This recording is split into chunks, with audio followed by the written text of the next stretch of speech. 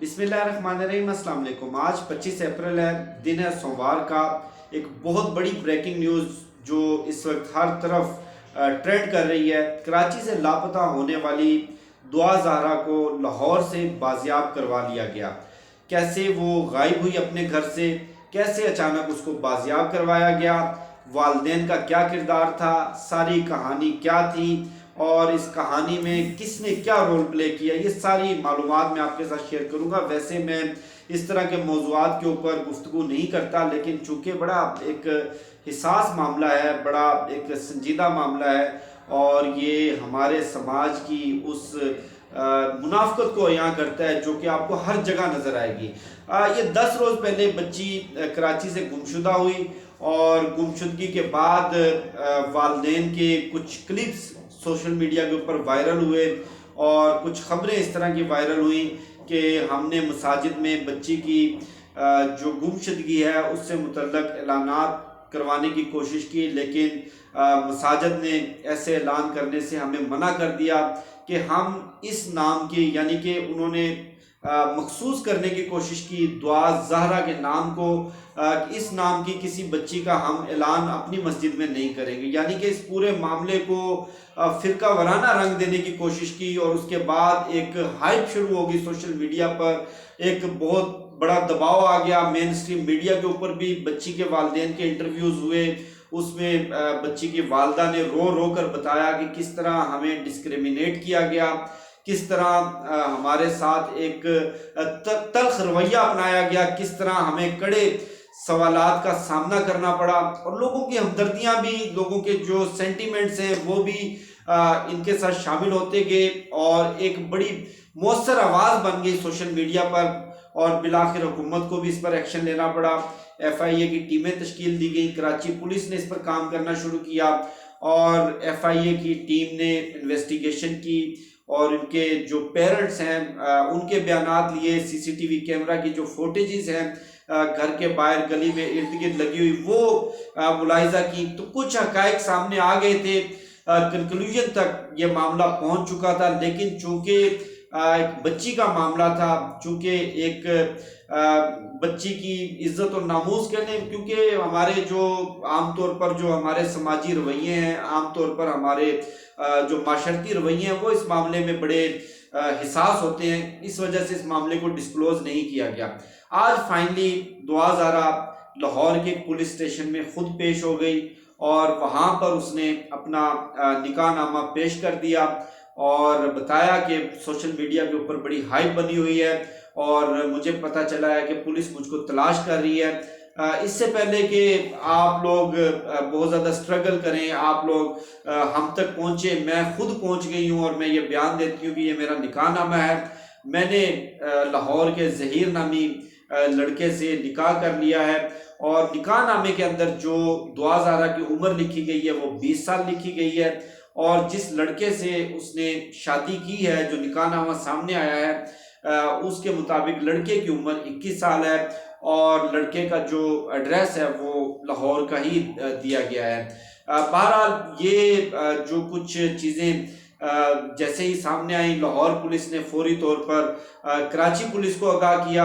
और वो कुछ तस्वीरें दुआ ज़हरा की वो शेयर की और उनसे पूछा कि ये वही बच्ची है जो कराची से गुमशुदा हुई थी, जिसके लिए FIA की और कराची पुलिस की टीमें तश्कील दी गई हैं और जिस वक्त तस्दीक होगी, तस्दीक होने के बाद बाकायदा तौर पर दुआ ज़हरा को पुलिस ने अपनी तहवील में ले लिया है और पुलिस की तहवील में जाने के बाद जो इब्तदाई बयान पुलिस को रिकॉर्ड करवाया गया है वो उसके मुताबिक दुआ ज़हरा ने यह कहा कि मैं अपनी मर्ज़ी से आई हूँ और मैं आकिल व बालिग हूँ, और यानी कि जो एक कानूनी उम्र की हद रखी गई है अपनी मर्ज़ी से निकाह करने की, मैं उस हद पे पूरा उतरती हूँ और मेरे ऊपर कोई ज़ोर ज़बरदस्ती या जबर नहीं हुआ। और पुलिस की इन्वेस्टिगेशन के मुताबिक दुआ ज़हरा के पास कुछ जेवरात भी बरामद हुए हैं, कुछ थोड़ी बहुत नकदी भी थी और उसके अलावा घर से गालबन फरार होने से कुछ दिन पहले दुआ ज़हरा ने एक नया मोबाइल फ़ोन भी ख़रीदा। अब इस पूरे मामले को आप रिवर्स करें 10 दिन पहले, जब ये मामला इनिशिएट हुआ, सोशल मीडिया पर आया और सोशल मीडिया पर आने के बाद मेन स्ट्रीम मीडिया में आया, मेन स्ट्रीम मीडिया पर बच्ची के वालिदैन के इंटरव्यूज किए गए। आप वो सारे पुराने इंटरव्यूज और उनके क्लिप्स को दोबारा से तलाश करके, सर्च करके गूगल पर आप वो सुने और देखें। कुछ सवालात, कुछ तल्ख सवालात और कुछ आप कह लें कि ऐसे तल्ख हकाइक जिससे नजरें चुराना मुमकिन नहीं है, वो हमारे सामने आएंगे। एक तो सबसे जो हिसास मामला है, सबसे जो बुनियादी मामला है जिससे ये पूरे मामले की हाइप क्रिएट हुई, वो ये कि बच्ची के वालिदैन ने जानबूझकर इस मामले को फिरका वाराना रंग देने की कोशिश की। उन्होंने इस चीज को एफिलिएट करने की कोशिश की बच्ची के नाम से, या आप कह लें कि उसके सेक्ट से, या उनकी जो रिलीजियस आइडियालॉजी, हर बंदा आज़ाद है अपनी मजहबी आइडियालॉजी के हवाले से, लेकिन इस पूरे मामले को इससे जोड़ने की कोशिश की गई। उसके अलावा ये मुमकिन नहीं है कि बच्ची के वालिदैन, खास तौर पे बच्ची की वालदा को इस बारे में मालूम ना हो कि मेरी बच्ची घर के अंदर किस तरह की एक्टिविटीज़ में इन्वॉल्व थी, या अगर उसके पास, जैसे कि बताया गया कि सिर्फ एक टेबलेट था घर में जो कि वो इस्तेमाल करती थी, टेबलेट के ऊपर बच्ची की क्या एक्टिविटीज़ थी, और घर के अंदर बच्ची का अमूमी रवैया, ख़ास तौर पे बच्चियों के मामले में जो माएँ होती हैं वो फौरी तौर पर नोट कर लेती हैं, बाप शायद इतना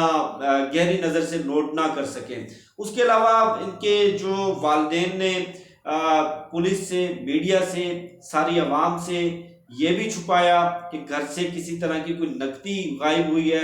या किसी तरह के कोई जेवरात गायब हुए हैं, और फिर बच्ची ने नया मोबाइल फ़ोन ख़रीदा था वो भी छुपाया गया।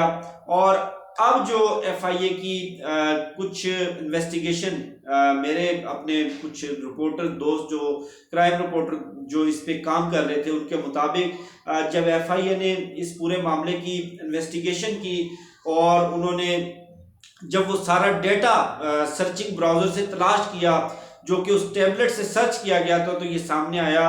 कि दुआ ज़ारा घर से गायब होने से पहले कोर्ट मैरिज के बारे में गूगल के ऊपर या सर्च इंजन्स के ऊपर सर्च करती रही कि कोर्ट मैरिज का तरीक़ेकार क्या है, उसकी मिनिमम जो एज रिक्वायरमेंट है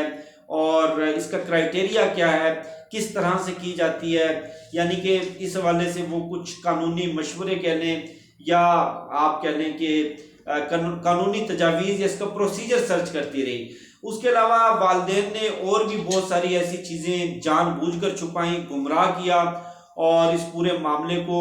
जानबूझ के सेंसिटाइज करने की कोशिश की। नो डाउट घर से अगर कोई 25-30 साल का बल्कि 50 साल का बच्चा भी नाराज होकर चला जाए या घर वालों से, वालिदैन से लड़कर भी चला जाए, 50 साल का शेजवान जो खुद बच्चों वाला हो, तो वालिदैन के दिल पे जो गुजरती है वो उसकी तकलीफ का हम लोग अंदाज़ा नहीं लगा सकते। लेकिन ये वाज़े तौर पर सामने आ गया है। कोई भी हिसास दिल का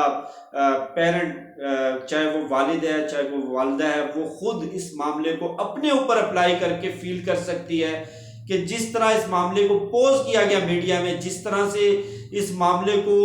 एफिलिएट किया गया, ये सरासर गलत था और ये बड़ा गलत हुआ है। क्योंकि नेक्स्ट टाइम कभी भी कोई इस तरह का केस होगा, कोई इस तरह का वाकया होगा, तो लोग अपनी आवाज़ बुलंद करते हुए, लोग एक तहरीक चलाते हुए 100 मरतबा सोचेंगे, इन्वेस्टिगेट करेंगे, या शायद लोग इस तरह से इस मामले की हसासियत को ना समझें और ना किसी मजलूम के लिए आवाज़ बुलंद करें। बहरहाल इस पूरे मामले के अंदर जो वालिदैन का किरदार है वो मेरी नज़र के अंदर सबसे ज़्यादा काबिल गिरफ्त भी है और सबसे ज़्यादा अफसोसनाक भी है। मुझे शफकत अली को दीजिए इजाज़त, इंशाल्लाह फिर नेक्स्ट वीडियो में मुलाकात होगी। अल्लाह हाफिज़। पाकिस्तान जिंदाबाद।